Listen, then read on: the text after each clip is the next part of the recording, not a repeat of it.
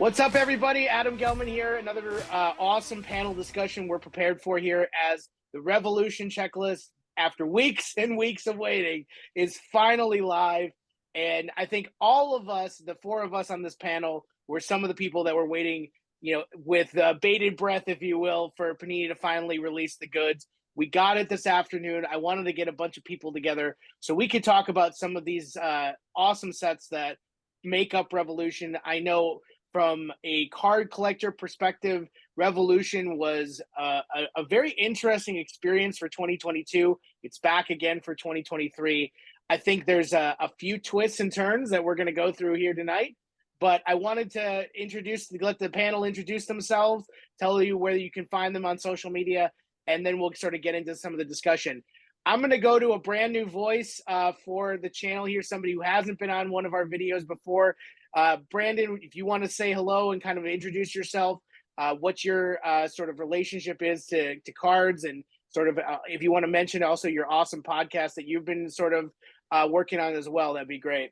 Yeah, good evening, everybody. Brandon Tolle, referee Brandon Tolle, formerly of Impact Wrestling and Evolve Wrestling, working on both sides of the fence in the hobby, and obviously taking it as in the wrestling end of things, and then work at RBI Crew 7 with Ryan Bannister. So, and then have my platform Top of the Card on ad-free shows on the After Shows Network. So, first time, thank you for having me, my friend. I appreciate it. Yeah, and I think having a breaker perspective, because I know Brandon does a lot of breaks as well. You can find him at Zebra Breaks, doing a lot of wrestling stuff there too. So having that perspective is great. Next, I'm going to go to Matt Alvis, who is one of our fellow Becky collectors that I know. We challenge each other a lot of the time, but I know Revolution is a set that he's been looking forward to. I wanted to have him on. Matt, how's it going, man? Good. Thanks for having me on, Adam. Nice to see Ryan and Brandon. Yeah, you could, find me on social media at WWE Prism Collector on Instagram and WWE Prism on Twitter. I wanted to shout out Brandon real quick. A few weeks ago, you linked me to your interview with Lucas over at Panini. I think I was talking about what we might expect for 2023, 2024 Prism, and it's such a good interview. I went back and watched it. And I mean, there's nothing like getting the information from the horse's mouth. And Lucas is, clearly so passionate about this. So it's a great interview. So if anyone is really into this stuff and getting into the weeds of how these sets are put together and the decisions that are made, definitely go check out that interview. It's awesome. Yeah, absolutely seconded there. And I think just to mention, Top of the Card is a new podcast that Brandon started putting together, sort of from his perspective at a number of different things. I'm sure if you guys haven't had a chance to check it out, make sure you do. You can link Brandon on social media, referee Brandon Toll. He'll definitely get you there. Ryan, how are you doing, my friend, my partner in crime? How's it going, sir? Another wonderful evening in Arizona. The weather has not gotten hot yet. I don't know what's going on. We had a really cold winter, and now we don't have 115 degrees. I'm starting to wonder what's going on here, but I'm not complaining because it's wonderful. So I'm Ryan Shearer. You guys know me. I'm on a lot of these videos. You can find me on Instagram at Non-Sport Showcase, where I basically show my non-sport and wrestling collection. Awesome. Yeah, definitely check that out, especially some of the newer stuff that he's been able to pick up. I'm Adam Gelman. You can find me on Instagram at WWE Gelman, at SC Uncensored on Twitter. Cover a lot of this wrestling stuff. Got a lot of big announcements coming as well for some upcoming events. So make sure to follow us all on social media. We'll give that information in the show notes as well down below. So let's start here. When you are thinking about Revolution as a product, and you are sort of wondering or sort of contemplating how this is going to sort of play out over the next, I don't know, however many years of last years of Panini's licenses, what had happened in 2022, seeing the checklist today, what was your initial reaction? I'll start with Brandon. Just looking over the initial sort of take that you have, what was your thought process sort of approaching this? My thought process actually kind of changed after talking with Lucas about it. I think now, having seen the whole checklist and especially deep diving into it this afternoon, I think it's a pretty well-rounded checklist. I definitely think it's an upgrade off of the 2022 checklist. I think there's a lot of meat on the bone. The fact that it is a scaled down in terms of actual number comparative to Prism, I think is a help too.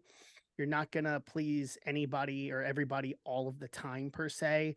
But with the introduction of the Kaboom, as one of the first of, hopefully, at least from my interview with Lucas, the first of a few of the super shorts that we're going to be looking at in 2023.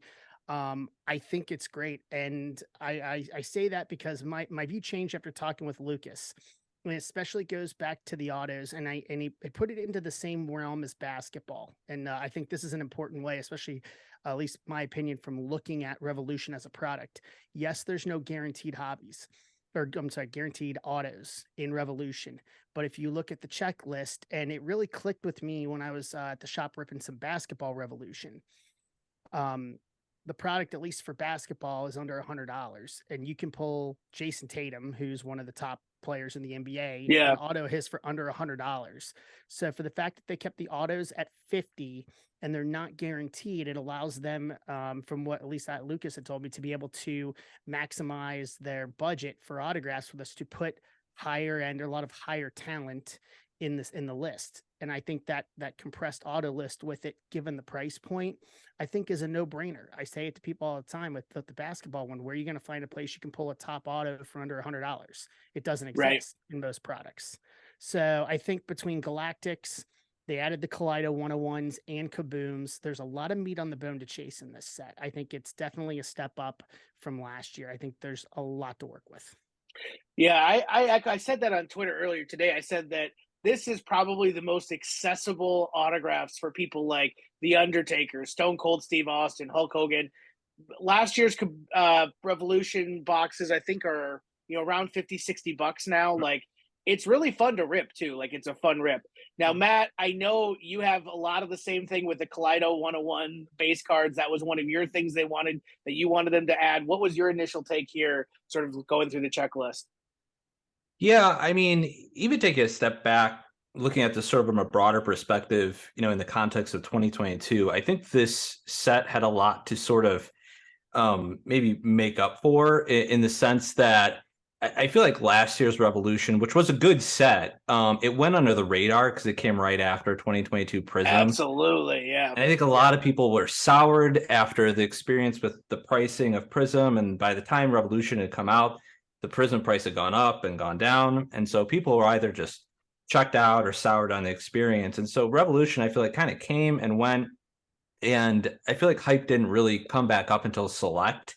And since Select, I think Panini's been riding this great wave of successes. I think every set has been pretty well received. And so now we get into 2023, and we're in sort of a different landscape with this second year Revolution coming out.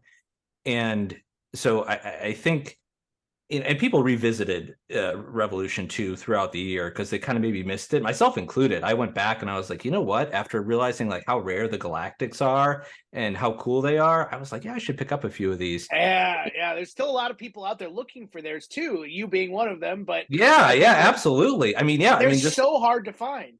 Anecdotally, yeah. I mean, I have only seen, for the person I collect, Becky, I've only ever seen 2 of her base Galactics, and it's been a full year. So these are really rare cards, so we'll get into that.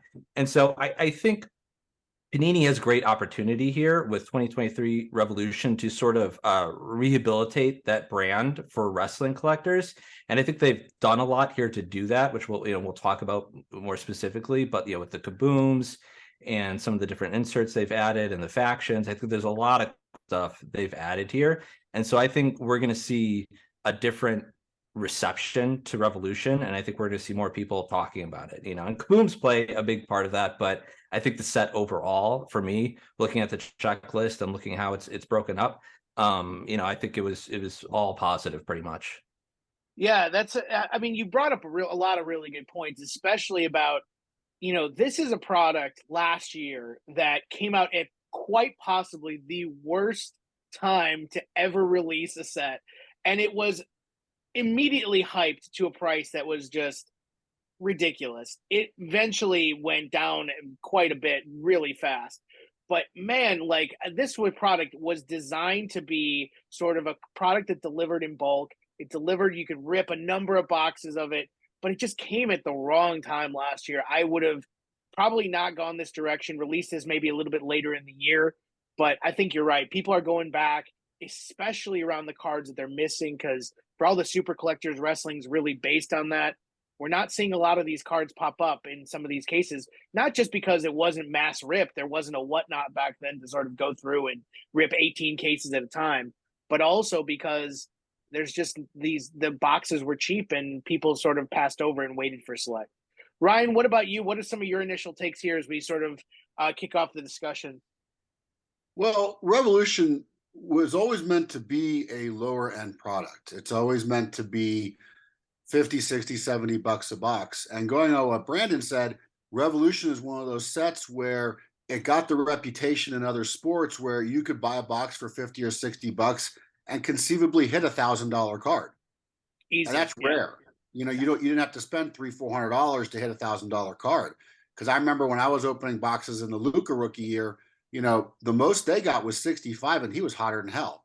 And those boxes got to 65. And those boxes also had, I mean, they had Luka autographs in it. I don't remember if they had Kobe in it. I know Kobe was in some previous years, but that's still one of the only products that's like kind of affordable. I mean, it's expensive now because Kobe's no longer with us, but you could hit an on-card Kobe autograph still. That's not a redemption. So, you know, that was one of the Revolution's always been pretty formulaic in that way. It's an entry-level product. It's not meant to be $150-200 a box. And if you're paying $150-200 a box, you're paying too much. Too much, yeah. Really, the max it should be is about 75 bucks. And you know, to go with what was said earlier, with what Matt said, and I've been preaching this for a while. You guys who don't have your Galactics yet, get them. Get them. They are very, very, very difficult to find. So now this year, I got some issues with this. Adam, you know what they are. But, yes. And I will bring that up in a bit. But I think that, you know, it's another formulaic Revolution set. If you like shiny, if you like parallels, you're going to love this set. I think it does have a nice variety in the base set, and the autograph checklist is pretty stout. Yeah, absolutely. And I think the price point of the boxes is really the draw, right? It's one of those things that there's 20 boxes in a case or 16 boxes in a case. Can't remember if it's 10 or 8 per inner, but 16. Man, there's 16. Okay. Yeah, So there's a lot of boxes in a case, and there's a lot of cards to be had, but there's only 4 autographs, usually 4 or 5 autographs per inner case. So you're going through 2 or 3 boxes just to get usually what you would get in one hobby box. So let's think, just to sort of, let's take it the other direction. If you had something that you were pointing to in this checklist that you really thought was well sort of thought out, at least on paper, what was that? Matt, I'll start with you. Like, where do you immediately gravitate towards in some of the things that you liked about things you're seeing on this checklist right now?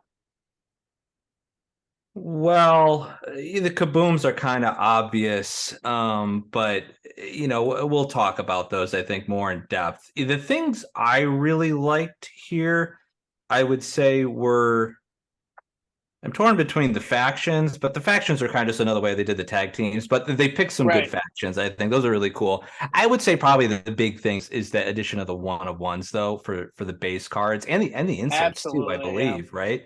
So there are a lot more. If you're somebody who's into the one-of-ones, I mean, because last year Revolution didn't have them. And they had the autos, but they didn't have the base or the insert one-of-one. So there are many, many more one-of-ones available in this product now this year. So there's another huge value add in addition to the Kabooms. And I think that was big. I forgot, it didn't even occur to me that there was going to be also, as I was going through the checklist, that like, oh wait, do they have one-of-ones for the inserts? And they do. And I think some of those are going to look really cool with that Kaleido parallel. Absolutely. Those are going to be awesome. Yeah, so I think that's probably the big thing that gets me excited about this because, I think they do a good job with the inserts in Revolution. I think they might be some of my favorite inserts. They just last year was really great, cool. Yeah, for sure. Yeah. So, I think that's the big thing. I'm curious to see how the one-of-ones will end up performing. If they're going to be closer to maybe the one-of-ones you saw in Chronicles, like the contenders or like the gold vinyls for I think Optic was in there. Or are they going to be closer to like your Prism or Select Black? I think probably they'll be closer to the contenders stuff. But it just depends on how people receive them. And I think the other thing that's cool is I think Panini is kind of breaking new ground with wrestling here, because I don't think in any other sport for Revolution there are one-of-ones for the non-autos. I think it's similar to how it was last year, which I think basketball has autos, one-of-one autos, but I don't think, and Brandon, you may know best, I don't think there's any like one-of-one base cards or inserts for the other sets. So this might be like the first time they've done this with Revolution. So it'll just be interesting to see how well it's received. I'm gonna check on this real quick, just because I think I remember, but I'm not totally. But I wanna follow up on one thing that Ryan said, talking about the Galactics. You want to talk about straight out of the gate. So I was doing some live rips, some box rips of Revolution on release night that Friday this time a year ago, and ended up pulling the Braun Breaker rookie Galactic for somebody. Oh, awesome. And to this point, it's still the only Braun rookie Galactic that I've seen. They are just impossible. I don't want to say impossible because they are possible, but in terms of yep. See, there you go. In terms of the Galactics being super shorts, that I think super short maybe is not a complete terminology to use for it. In terms of how hard those are to hit. And I think the 101s will help, because I think some people got detracted on the fact that those Galactics were so hard to hit and there wasn't any other parallels that would be in that realm. So I think the 101 kind of fills a void there. Looking at I'm looking at the basketball 22-23 Revolution from Hobby Parallel. There are no 101s. It just goes down to the lava to 10. Let me look at the auto checklist here. I would argue that not having the 101s last year was actually a nice break, because you could actually do a rainbow. Yeah.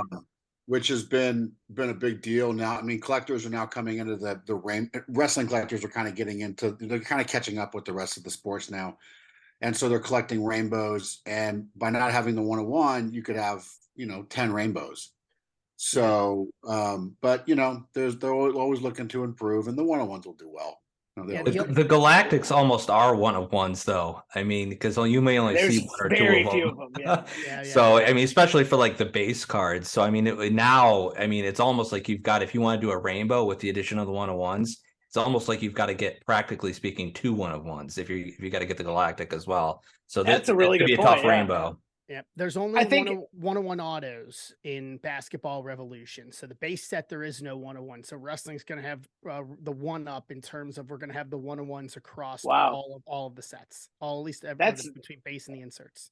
I never expected wrestling to be the groundbreaker in that respect, but I'll say this, I remember, so we did a lot of group breaks on our Facebook groups and a few other things, and we would rip through master cases of this stuff and pull 1 or 2 Galactics per master, depending. Sometimes you got lucky and pulled 2, sometimes you only got 1.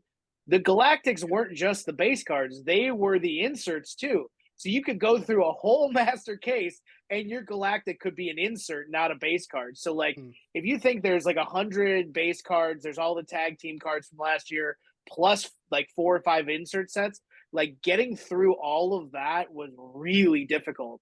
And I know, I mean, I talk with people all the time, and I say, we always say, hey, what are you looking to pick up?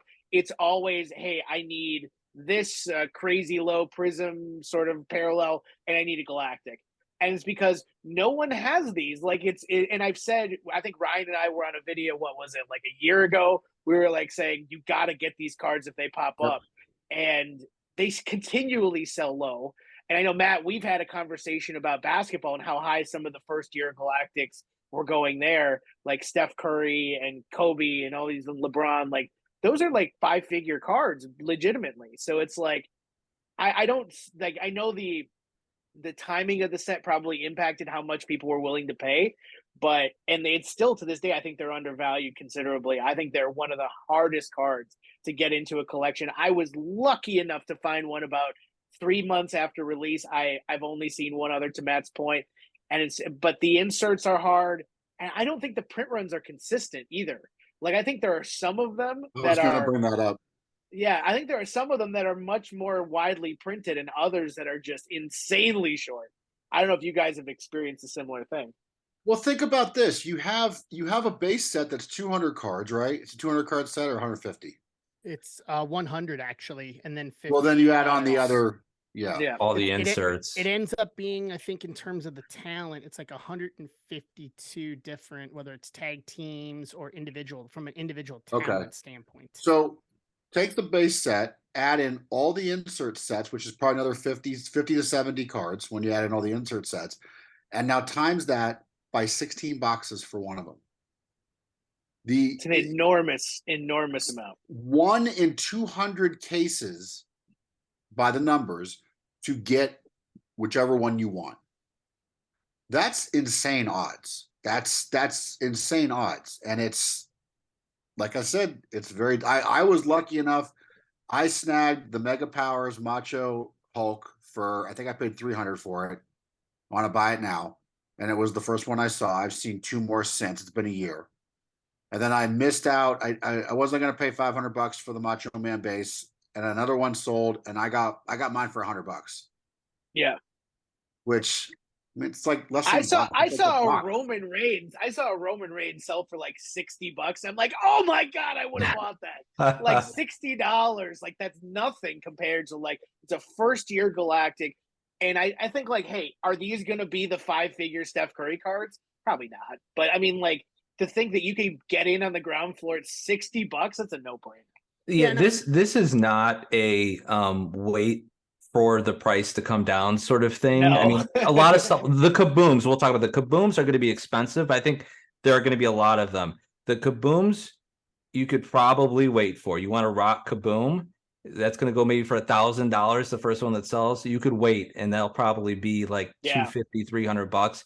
You can't wait with the Galactics. Yeah, I think Adam, like, I forgot what you paid or somebody paid on eBay for a Becky Lynch Galactic, her base. It was like $300. That was me. Yeah, it was $300. Yeah, the price hasn't gone down. My offer price is double that now. I would pay double that now. So the price is not going down on these. Don't wait if you want to, if you're the person you collect or the people you collect, if they come up, and it's a price you could stomach, buy it, because there's a very good chance you may not get another opportunity for a long time. Yeah, and I don't, hold on one second, Brandon. Sorry, I don't see a lot of extra bulk being added to the set either. Like, I don't see that there's a huge amount more parallels. Like this year's Prism, I think they added some more Prism parallels. For Select, I think there's going to be more parallels. Like, they're making more of it. They made more at first off the line Prism for sure, with 11 and 5 instead of 10 and 3. So I think I'm not seeing the same amount of bulk being added to Revolution. I don't know if the pre-orders weren't as strong, but man, like, I think these are going to be around the same they were last year. Go ahead, Brandon. I didn't mean to interrupt you. I'm sorry. No, you're fine. I think that there was never an intent for them to make more this year than they did last year. I think there's certain products like Prism and Select are two of the, use a term from a different company, they are a pillar product for Panini. Yeah, they're a legacy product. Yeah, they are if there's an opportunity for them to print more of those, they will. Revolution, you said, like, basketball, obviously you can't compare basketball and wrestling in terms of product entities. It's you know what I mean? There is, we're just now, obviously we've been breaking new ground the past couple months in terms of what some of the big 101s have been selling for, you know what I mean? And basketball's been way ahead of that a decade ago. Right. But I think Revolution as a product allows people a lower entry point, a good entry point onto a product that you can pull some very, very good things from. And I think that we, over the past year, the wrestling card market and collectors as a whole, those who don't understand the products themselves and what not designed from a sense of what they look like, from a design of what they are intended to be within the hobby. Revolution never, and I think Prism has to do with it. I think Panini tried to treat Prism WWE like it was football WWE, and I said it from day one it was going to be a miss, and it was. I think Revolution, because I don't think a lot of people understood where it fits within the landscape, because not many people nobody, at least in our niche, were familiar with it. Because, I mean, I get the benefit because of working at a shop of being able to learn about these other products. So I already have a knowledge base going into it. I think now that we're in year 2, we've been able to either educate ourselves or help educate others about where these products fall great into point. the placement of the hobby in general as a collector, to where now at year 2, with the introduction of the first of the real big super shorts, or the big not super shorts, but the big I call them SPs because it's kind of what it is. It's the cornerstone inserts that drive the standard, the hobby standards. Yep, the Kabooms, the downtowns. With us getting the Kaboom for the first time, I think now that people have a knowledge base as to where this fits in the landscape of the products that we're going to see over the next year and a half with the last half of this license, that there's going to be more of an attraction to it. Unless there's people, like I can say that, the guys at the shop, I mean we're, degen ripping cases of Revolution, because we just right. we got through it and we all opened some of it, but then we just realized, dude, this is a sneaky good product, and it's but cheap as hell. It's exactly. it's like ripping through a case of this, you're still like 3 boxes of Prism. Like it's crazy. But I think you brought up a really good point here. Like, and it's a perfect segue to what I want to get to next, which is like the Kabooms are a hobby standard. They're a cornerstone insert, kind of what you were hinting at. I think last year, one of the main issues with the Galactics is that the general wrestling community had no fucking clue what a Galactic was. And people probably just put them in a sleeve and a holder and threw them in a box. And I think that was a huge issue. Do you think, and well, Ryan, I'll start with you here. Do you think that bringing a hobby standard like a Kaboom, a Downtown, are the wrestling collectors going to get it, do you think? No, they won't. The only ones that will get it are ones that have experience in the mainstream sports world, that understand what they're looking at. I agree with what Matt said about the price of the cards, because they're going to be insane at the beginning, because it's going to be the people paying $1,000 or $1,500 for a Rock Kaboom are not wrestling collectors. They're going to be people who came in from the outside that have experience with these cards and are willing to shell out that kind of money just to get one and have one and seal it away. Maybe they hope it goes up. It probably won't, but they want to have one, and I can appreciate that.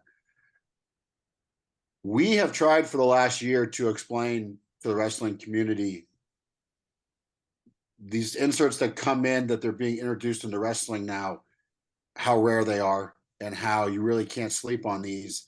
And I think some people are listening. I hope they are. We're not trying to steer you wrong on this. We have experience in other realms, and we want to make sure that everybody's educated on these products, because if it's not numbered, people tend to discount it, which or I think it's not autographed. Yeah. Right. But if you have a Galactic and you hold it up next to it, I mean, there's a similar pattern in the set, and you hold it up and you look at them and you go, okay, it's basically the same card, but they're not numbered. If Galactics were numbered to 5, it'd be a different story. But I think the fact that they're not numbered is a nice part of the lore of them. So I hope the lore. Well, I mean, but it really is, because it's this unnumbered insert that people are realizing how difficult they are to find.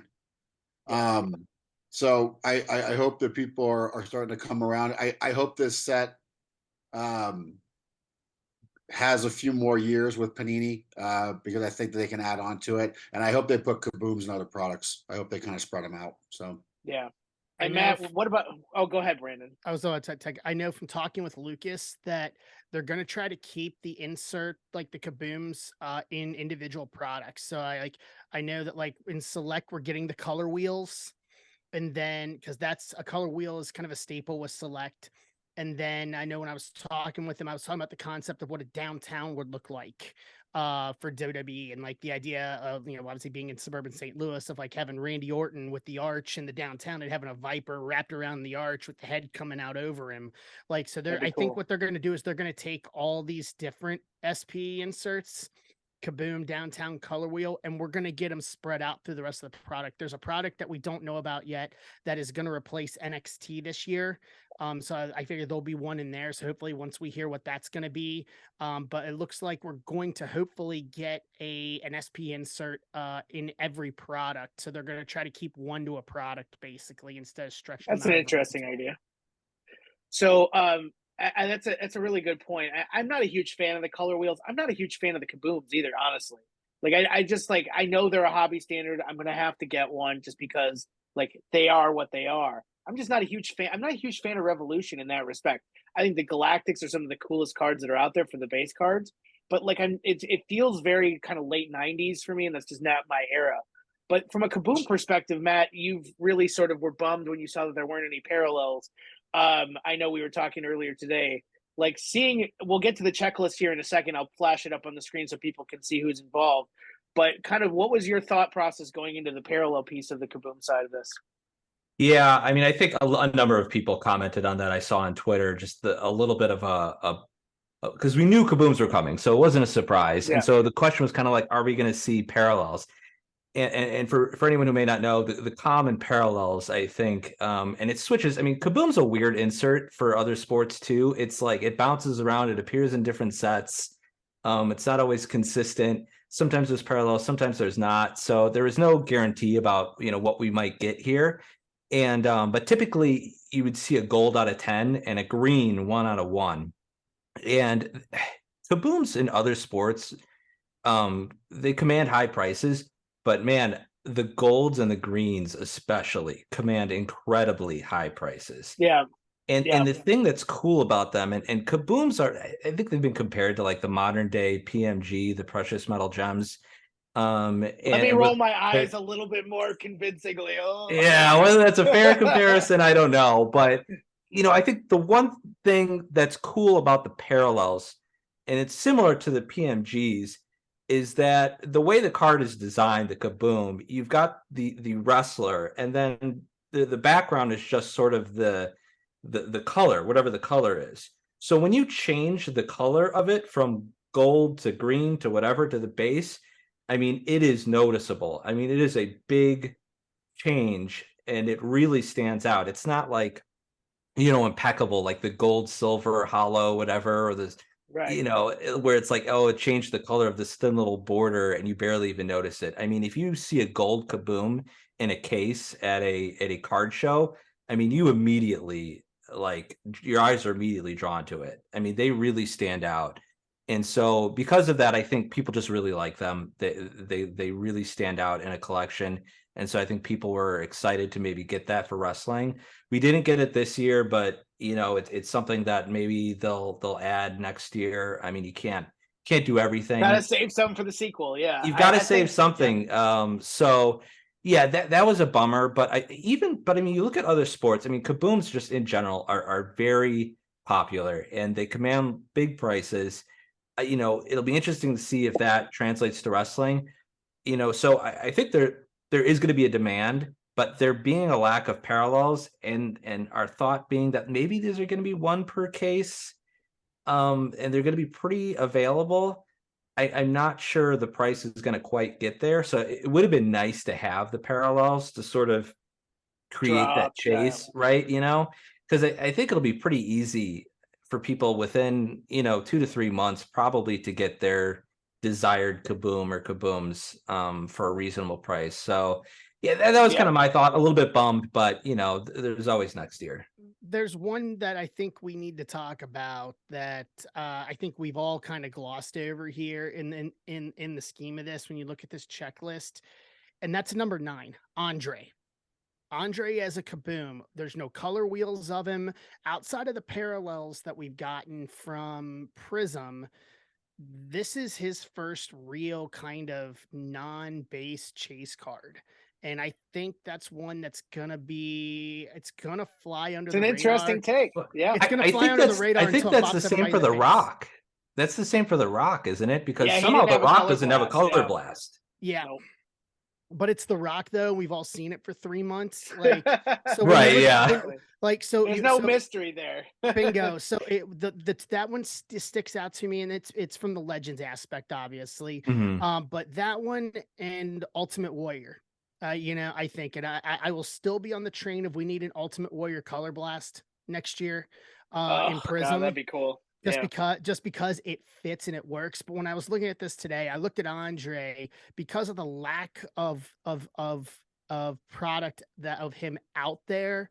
I look at that and I think that there's a lot of collectors that are going to gloss over it. When I look at that, I'm looking at like that could be a very big card that could pop out through this, because we have obviously with like Orton and Cena and Wyatt and Taker with some of these, we have, Color Blast and stuff out there. Obviously for a few of these people, it's their first time with it. But to me, and I say this because I also dabble into the vintage side of things as well. Like I have an Andre 82 Wrestling All-Stars, and knowing what's popular in that end too, kind of merging both worlds together with this. I think Andre's gonna command a pretty penny, even if turns out to be one Kaboom a case, if that happens to be what the collation works out to. I still think there's going to be a market. There's going to be a drop off, obviously, but Andre may be one of the few that will actually hold value because of the fact that That's there's an so little of interesting them out there. Yeah, it's an interesting approach. I think there's a couple of things that jumped out at me on this checklist.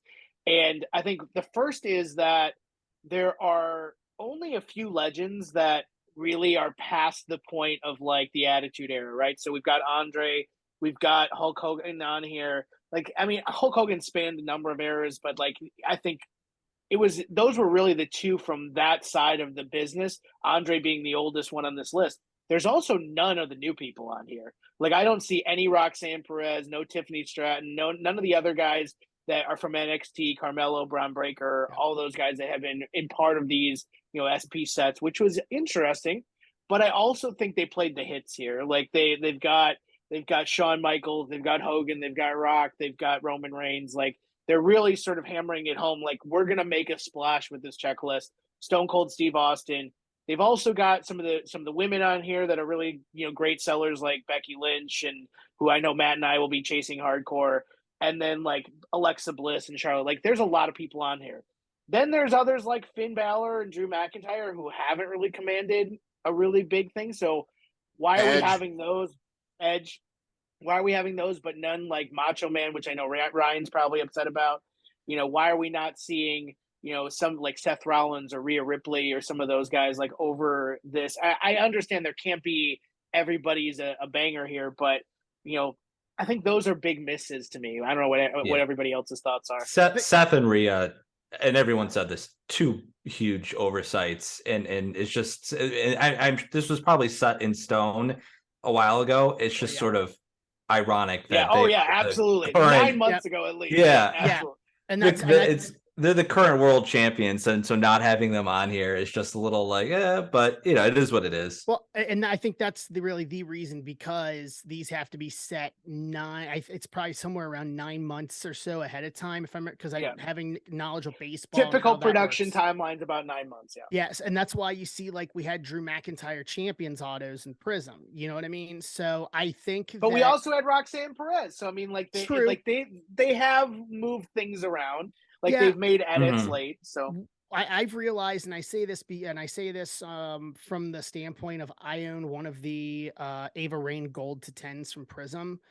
There was a market for Braun last year, obviously, but I could tell you from the rookie standpoint this year, that market is not there.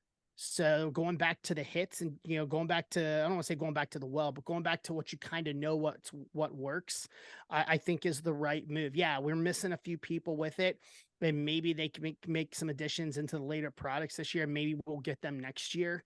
You know what I mean? But I think leaving the rookies off of this was probably a smart move, because I don't think there's that drive for the rookies, especially this year's rookie class, that there was for last year. That's a fair point. Yeah. Even that it wasn't a real big, it wasn't a real big splash. It wasn't just a puddle drop either, but it wasn't as big as I think it could have been. And I think that's just the nature because of the lack of following of NXT.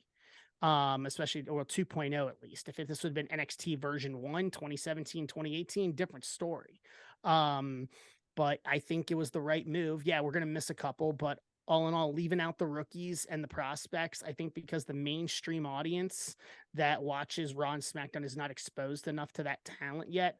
I think it's a right move. Put someone in that's got the more exposure. Ryan? I don't understand how you don't have Macho Man on this list. Not only that, there is no Macho Man cards in Revolution, period. It's a huge miss. It was last year. You got one. You got one last year, but I got two. He should have been in. He should have been in this. Yeah, he should have been in this set. Absolutely. He's not in the base set. He's not in the finishing moves. He's not in the Legends set. I don't understand what the problem is with putting Macho Man in sets. He's so intermittently inserted into sets. It's insane. It's really weird. It's really weird. I've never seen anything like it. And I said this before, and it's a hill I'll die on. He should be in every single set. He's probably a top 3 seller as far as cards. And that may be something that's above Panini for some odd reason. It's got to be his estate. It is. It's got to be his estate. It has to be. Yeah, and I can say it because I know as I'm doing some trading card creation on my end, and so I'm learning about the IPs and licenses and who you have to deal with. I think it's something where for what they're having to pay Randy's estate for it, that they are going to be selective. But like, we'll see him in select is what my guess is we forego him in Revolution, we'll get him in select. Since that's, once again, it's got to be something like that. It's got to be something. It's got to be something in terms of what Panini is having, because that's something that I didn't think about last year. And honestly, it wasn't until I talked to Lucas that I really learned about that. Like when you look at the budgets of what they're having, of what their budgets are for these sets in terms of the licensing, and that goes down even into to your relics and stuff in your other products as to what they have to pay and what their budgets are. It really reframed how I look at these checklists now. So it has to be something on the licensing end. Well, it saved me a shit ton of money. So that's one way to look at it. I agree with you. And I was kind of hoping that things would shake out differently for a number of different things. Like I want to take some, I know I want to keep this sort of to an hour here, but I want to go to the autographs because I think there's a couple in here like we've already talked about that are, really nice names: Stone Cold, Undertaker, Cena, really accessible cards. I think there's a couple of autographs in here that, they are what they are. And then there's others that, are just fun to hit, like Paul Heyman or, somebody like that, Austin Theory. So Matt, looking at the autograph checklist, what's your initial take here, sort of going through some of the names that are here? And then we'll sort of get into some of the other sets as well. Yeah, I mean, not much to add to what was previously said about it. I mean, it's a really nice list. I think you've got it. Revolution provides a great opportunity to get really nice high-end autographs of guys like Austin and Hogan for a relatively cheap price. So it's great that they're able to structure this in a way to include those kind of superstars. And then I think it's filled out pretty nicely. It's a lot of folks we've seen a lot, and Ryan, a little silver lining maybe for Macho Man not being in here. I mean, it makes the cards that do come out for him feel a little bit more special. Because how many Stone Cold autos have we had now? Like the market's flooded with all these stuff, and then all the base cards. It's a one unfortunate thing. Yeah, absolutely. Yeah, so it's silver lining there is that you've got some kind of stuff that's like the market's not flooded with it, but so it's a lot of the names we've seen before, but people like to hit them. I mean, and it's a good mix of legends and current stars. So yeah, I don't really have any issues with it. We'll see with the redemptions. Hopefully there's fewer redemptions than we've been seeing. That'd be nice. But otherwise I think it looks good. I can give you kind of an answer. The first delay, not the second one, the first delay, what would have been early June was because they are trying to put more on-card autos in it. If I'm not mistaken, I think the pack out's going to be somewhere around 85% on-card autos this year. Not hard signed. You're talking about autos in the packs, right? They're not hard signed cards. Yeah, they're gonna be hard side on card autos. For real? Oh wow. For real. That's For gonna be real. amazing. Yeah, for Wow. real. That was the original delay they wanted more on card autos. So yeah, we're not looking at sticker. You heard it we're not, here first. We're not looking Wow. at we're not looking at as many sticker autos with it, and I think that's going to be a huge positive in terms of the market for these autographs. Oh my God. So Yeah, keeping that's it gonna drive a huge amount. So I mean, I can tell. I would expect that Brock would be a sticker auto. Pretty much everything that is out of his is a sticker auto, and that dates back, to 7, 8, 9 years ago when Topps had Except it. for Immaculate. He got some yeah. Immaculate that were on card. Well, I'm still waiting for that for one of those. But I think there's some. Well, we'll see. Yeah. I think there's some sneaky ones in here, and this is just me. And once again, given the fact that I work in the wrestling business, I'm not calling him by the name on the checklist. I'm a big Pete Dunne guy, always have been. So the fact that they put guys like him, like he's going to be in the Money in the Bank ladder match coming up in London at the beginning of July. I think not by accident. No, not by accident at all. But but the good news is the people on this list, if you go to a show or you look, or if you, for people that do sell autos, these are all names that people will buy. I mean, even Mankind. Absolutely, yeah. Mankind doesn't have Mankind. I mean, we've had a few, but that's one of the ones that we haven't popped up as much. But I mean, these are all standard staple names that everyone's going to buy. And I think once again, let's not reinvent the wheel here with this product. They're going right back to what they know what works. And I think for a product like this, where you have a little bit of a lower price point, you need to have that draw of the bigger names. That's what Revolution is built around, kind of what Ryan was saying earlier on. Yep. Like, I think it's an accessible product. Ryan, sort of, as you're looking at this, what are some of the things that jump out to you from this list? I like it. I think it's a very, very strong autograph list, especially since you're only getting 4 autographs every 8 boxes or so. I mean, if you grab 4 random names off this list, the odds are one's going to be really, really great. 2 will be very, very good. And 1, depending on how you look at it, if you look at Riddle or, Drew McIntyre or, Gargano, I mean, that's just my opinion. But I think that if you open this product, you have a great shot at getting it. The downside is, and I said this on a previous video, WWE is going the way of UFC. And by that, I mean, we are going to see sub 100 Austin autos. Eventually, we will see sub $100 Stone Cold Steve Austin autographs, because he's in everything. Like they have him in everything. And I think from a wrestling crowd, though, I don't know if that's a bad thing for the type of collectors. I'm not saying it's a good thing or a bad thing, but I think that what you're going to see is the stuff that comes out in the more expensive products is going to be really, really sought after, because it's going to be a lot more limited. And I said this about Revolution last year. I said, this is a great chance to get like an Undertaker autograph, because maybe you can't spend $300 on an Undertaker autograph. Yeah, of course. Yeah. But I've seen them sell for at 100, if not a little under 100 or a little over 100. So it's all perspective. You have to have products like this to keep that segment of the collecting population interested. If you're only going to put Undertaker autographs in $500 packs, it's gonna totally push a big segment away that aren't going to be interested. And people are going to open this. People are going to open this knowing that I might get a Stone Cold autograph for $75. I might get, because whether we want to admit it or not, everything's relative to how much you paid. I mean, we can sit here and be the purest of hearts and the collectors of this and the collectors of that, but the bottom line is that money does play a factor in this. And when a guy walks into a shop with his kid and they want to open a box and the options are Impeccable, Immaculate, and Revolution, what are they going to open? And it's nice to have this stuff in here, because even if you spend $75 and get a Trish Stratus autograph, I think that's a win. And that's so. Hold on a second. That's a really good scenario here. I also like that Revolution isn't pandering to people being low end either. Like, I think Big League, like Topps, is pandering to a very specific crowd with crappy cards. Like, I don't think these are crappy. Like, I think these are really nice set. So I think if you're going and you're putting in front a low end product that delivers like this, I think that's a huge win overall. Like, you can't beat that. Go ahead. And here's the thing: we need to look at it. You can't see the forest through the trees, and I'm gonna say it Yeah. in this fashion.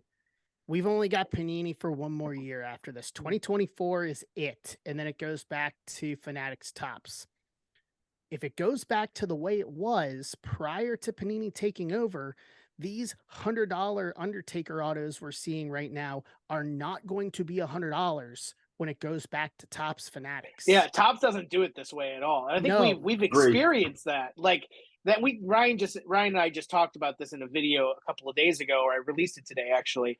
But I think that the challenge with the Panini crowd versus the Topps crowd is Panini spends a lot of money on these products, a lot of money. And it's shown in Prism, it's shown in Select, it's shown in just about all of these different areas. But they're really investing in the WWE license. It's unfortunate that they only got a few years to make it happen. But that's where I'm saying, like, the Kaboom parallels, Matt, to your point, like, I don't think you can wait. Like, I don't want to slow roll any of this. I've said that on so many videos. Like, you don't have time to go gold vinyl and Prism anymore. Like, you've got to do it now because you only got one more year of it. Like, why are we waiting? And I put this under the secondary premise of I actually, and I'm going to put this on top of the card eventually. I just bought last week the entire 2015 Undisputed WWE on-card auto set, 41 cards. Oh, I love that set. Love that set. And as I go through that set and I look at some of the people on there, I'm like, there are not many even Topps autos of some of these people. Like I like Bruno, and obviously there was a Sheik one in there, you know, rest in peace, Sheik. But I mean, as I look through some of that and I see why some of this stuff carries the value that it has, even 8 years, 7.5 years on now, ungraded or graded for that matter. So when I look at it, Panini, I'm like, yes, give us a low entry point to get these people in, to get them collecting. But I look at it, I'm like, look, you want that? I'll buy that $100 Undertaker auto now, and I will sit on it for 3 or 4 years and add it to my collection with it, knowing that most likely in 3 or 4 years, if the situation plays out now as it's scheduled to, we will not have the bountifulness of these type of talent, especially your higher end talent. We will not have the bountifulness of these type of talent under the Topps Fanatics banner. So those $100 autos, mark my words. I mean, we're kind of speculating on that because they did spend a shit ton of money on that license. So I think the difference is, and here's where it sort of plays out. Panini's paying triple for the WWE license what Topps used to pay. So they've put more money into this up front. They've got to make it deliver. And I think they have in spades. Topps was very much like seeing this as a niche product that went absolutely to a very specific group of collectors. Like you have Matt, you came in pretty late into the game at the launch of Panini here. So like even that type of reach didn't exist. There wasn't a lot of like mainstream sort of like coverage that was happening on the top side of it. Yeah. But to your point, Undertaker was always a sub 25 auto. Like he never had a ton of copies of anything. Austin was only in Transcendent, maybe in Fully Loaded. Like there was very little out there to be had. So I think you're right. I want to cover a couple of other things really fast before we wrap up here. I really liked seeing some of the factions here. I know we've kind of mentioned that a little bit. I love seeing Judgment Day get a card. Like I think that's one of the biggest sort of fun factions that's going on Raw right now. Bloodline getting a card is going to be a huge galactic pull. Like, I don't know. What are you guys' thoughts on this? I need Imperium. Ooh, big miss. I like that. And yeah. And Gunther's making his way up the card and, putting all three, Giovanni Vinci, Gunther and Ludwig Kaiser together. I mean, they are clearly grooming Gunther in the next 2 years. He should be. And I knew this the moment I know he stepped foot in the UK. I was like, it's a matter of time before there is a world title around his waist. And I think it is amazing. I think, and obviously they try to keep this checklist as pared down as possible, and I understand it. But in Judgment Day, I think Judgment Day is the right call because you want to compare it, they are way over. No, they're not in it at all. Huh, that's really weird. Okay. As I was building my break list today, I even thought about that. But yeah, Judgment Day is the right call. When you put Judgment Day comparative to Gunther right now, obviously Judgment Day is the ratings winner there. And that's not a knock on Imperium in any way, It's shape, or just form. Rhea Ripley is a fucking star. All right. Like, let's just put that plain and simple. Like, Rhea Ripley is the future of this business. She is everything she is built to be. And I love that they have this card. You hand her a belt, and they start chanting "mommy" for 5 minutes. I love it. I love Like, it. And right and the move. heat on Dom, like, oh my God, like he touches the microphone and they boom out of the building. He's got more heat than MJF at this point, which is crazy. Natural heat, the best type. Yeah, absolutely. What about some of the legends here that we're seeing on the base? This one jumped out to me right here. Bobby the Brain Heenan. Love that he's getting the card again. I don't know if he been in a lot of Panini stuff. I haven't seen him, but he's a cornerstone of the golden era of WWF. And like, I loved Bobby the Brain Heenan. He was so awesome back in the day. Piper getting a card. Bam Bam Bigelow. Bam Bam, yeah. Oh, Miss Elizabeth. So good. Miss Elizabeth. Yeah, Miss Elizabeth is a good Elizabeth, one. there you go. Yeah. First time for her on a product. Bob Heenan was in Chronicles, I think. Oh, that's Yeah. right. You're right. But it wasn't, once again, it was in one insert section though. It wasn't like a full blown regular card across the board so this will be the first real kind of base release on Heenan, on Liz, on Bam Bam. We got Funk last year. Big Boss Man. I think he was in it last year though. But I mean, like, they've got some really cool legends here. Yes. I think I'm glad you called out Miss Elizabeth because there are a ton of people that collect her. Is Sherry on here? I'm not seeing Sherry, but she's had a couple of things from Topps. She's had a couple of things from Panini, but either way, like, I love that they're going backwards. And if we see the pictures, and I think we'll talk about this, what I wanted to end on is the photos. I think the photos for Revolution last year were very much like a point in time we never see for whatever athlete that they're picturing on the card. We had Hogan in sort of like the old Hulkamania shirt. We had like a bunch of stuff that was way far back. And I think to see, hopefully we get some of that photography this year. I think the base cards for 2022 were overall some of the best photos they used all year. Matt, I know you're like me. You're like one of those big photo guys too. What was your impression sort of the photos from 2022? What's your hopes for 2023 here? Yeah, I thought they were pretty good. I think, and this is going back to the Kabooms, talking about what could drive those prices and keep them pretty high. It's going to be what the rarity actually shakes out to be. And then I think the photography. I mean, I think that's going to be really important for the Kabooms, as well as the rest of the set, but like especially the Kabooms. Because The Rock, I'm a little like, yeah, that's an okay photo. I maybe would have picked a different one for his Kaboom, but I'm curious to see what they do.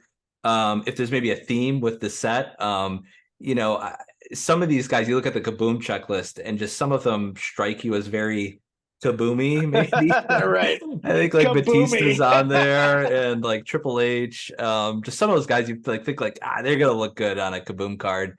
And then others, it's like, oh, wait and see. I hope we get the Batista machine gun. A number of people called that out on Twitter, and I think it's perfect. So hopefully, we get some good photography there. And I agree, when last year's Revolution, there were some interesting choices, and I think it's great when they mix it up and maybe give you a look like that you haven't seen in other products before. Because we've seen a lot of John Cena, but maybe like we haven't seen him so much like. When he first came out of the scene. So it's just I think it'll be interesting to see what they choose to do this year. Because that was kind of a standout from last year, the photography. In speaking with Lucas, to kind of piggyback on this, that was one of the things that I brought up to him in my interview with him for Top of the Card, was especially looking at the photographs, because I did that interview after, like a week after the Prism release. Like I had ripped my first off the line, so I was able to like give him like right back feedback and just say, look, the photography on this is fantastic. And you could see the photography get better throughout 2021. And I asked him, like, where does this come from? And he basically said, like, Steve Pellegrino. He's the best. They get folders of each of the talent from WWE. And, last year, like you have to like the people that do all the creating of all these designs, like it's their first exposure to wrestling. So you could see like the creative juice is kind of getting better with these people as we went on. So I think now that's a great point.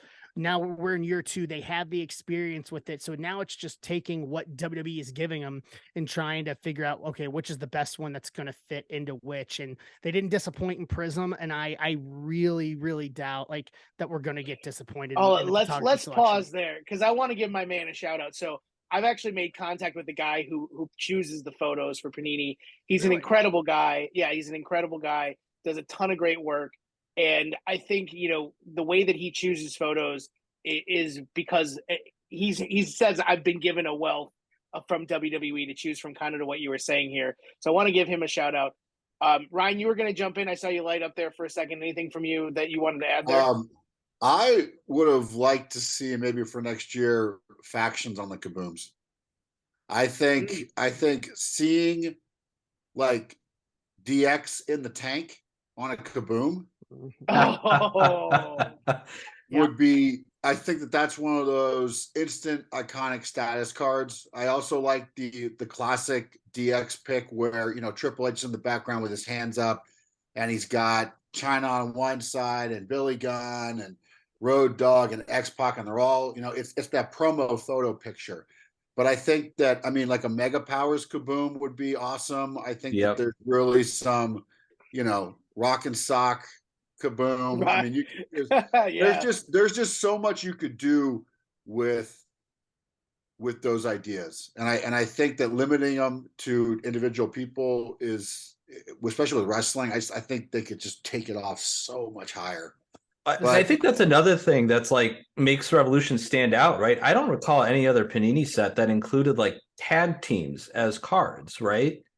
No. Yeah, it's brand new. Yeah, it's just Revolution. And so taking that, if they're gonna do 25 Kabooms, yeah, I think you've got room to do like 5 factions or tag teams or whatever. I think that'd be a great idea. The DX on the tank is too tempting. That would sell for a ton of money.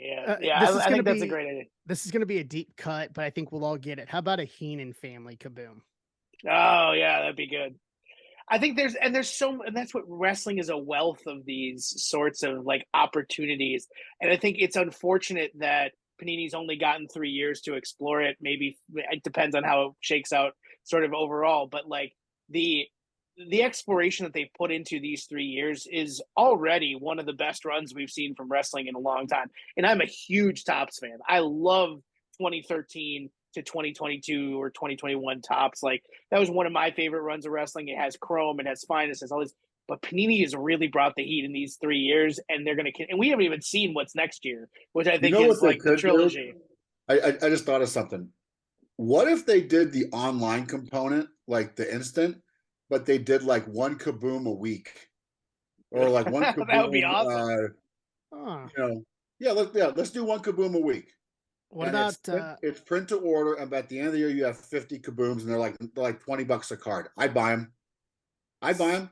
What about silver pack Kabooms? Yeah, they did that for UFC, didn't they? They had, or was the box set? I can't remember what they did, but UFC Kabooms were online exclusives. Right, they were. I think that they were part of the Collectors Club. Oh, that's right. That's right. They had a Collectors Club, and you got like 2 Kaboom packs, and they did really well. Patty Pimblett was in that as a rookie, so that was a big deal card. Yeah. But UFC, man, nothing crashes like UFC. we got Panini gave us a Shockmaster card. Like if there's anything we could take away, still my favorite Shockmaster card. My favorite card. I love that. So I think like, and just to wrap this up here, I think like there's a lot left on this bone, and there's a lot of meat on it, as you said earlier on, Brandon, but I think there's still a lot left to be desired. I think they've got to save some stuff for next year, obviously, but I think the parallels were a big miss. I think not having Ric Flair or Macho Man, I don't know what the deal is with Ric Flair and Panini. They haven't had any success there, but we don't need to go into it because we only have a couple minutes left. But I think the whole situation is they've done a really good job with what they have. They've made the most of this set. I think it's going to be a big, fun experience this year. I can't wait to rip it. So I want to close this video. Let's go around the horn one more time. Give your final thoughts on sort of kind of what your expectations are for this set, where they can find you, and then sort of we'll close it out and sort of go into sort of how. I'm sorry, we'll close it out and then sort of maybe close with a big announcement here. So, Brandon, do you want to start? Like, where can they find you, and sort of what your final take is here? Yeah, my final take is I think this is a progressive step forward. Obviously, we're not going to get everything we want all the time. Like I said earlier, it's a progressive step forward, and Can't always get what you want. Bingo. And I think that I think 23 will be a step up from that. Like, once again, they're going to peak and go out with the biggest bang on the products in 24 that we can get with it. So I'm looking forward to it. I don't know what I say. I'm going to be ripping it in quantity. That's all I got to say. So you guys can find me at Ref Brandon Tolle on Twitter, at Referee Brandon Tolle on Instagram. I did post a couple of breaks, a full case and a half case of it that I'm probably hopefully going to roll this weekend. And then top of the card on ad-free shows, we're going to have some Revolution content on there as well. And then I'm going to be in Huntsville at the end of the month. And actually I'm going to do me and Lucas are going to rip some Revolution together. Actually, will be some content there. Nice. So we'll take a look at it from his point of view as well. And thank you for all the information you've brought to this. It's been a pleasure having you on for the first time. So you're always welcome back, Matthew. My mortal enemy in collecting Becky Lynch. What's your final take here, and tell them where they can find you? 2022 Revolution already, I think, was a great value product. I think this is even better. I mean, there is a ton of value here with the additions they've made. I just think in sort of the education that's happened over the last year about Galactics. So I just think that this is going to be a great product to rip. I think it's going to be a lot better to rip with the addition of the 101s too. There's going to be a little bit more excitement, just more happening more often in the breaks, as opposed to just waiting to hit a Galactic or some big auto. So just overall takeaway here, a lot of value. Really looking forward to the set. Looking forward to how the cards actually look. I think it's going to be awesome. You can find me on Instagram at WWE Prism Collector and on Twitter at WWE Prism. Awesome. Thanks for coming on again, Ryan. Final take, sir. Well, I mean, I'm pretty laser focused on what I collect, and it's not in this set. So, but I will be watching the breaks. I'll be happy to watch, see people hit some great cards. I think it's a wonderful product, a great entry level product. I think it's got tons of value, and like I said, it's following the formula from previous years and previous sports. And I think that the formula is an absolute winner. I think even if you get a quote unquote bad box, it won't even be that bad.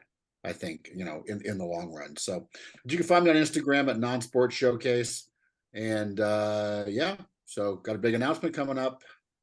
Yeah. So my final take on this, and then we'll get to the announcement here.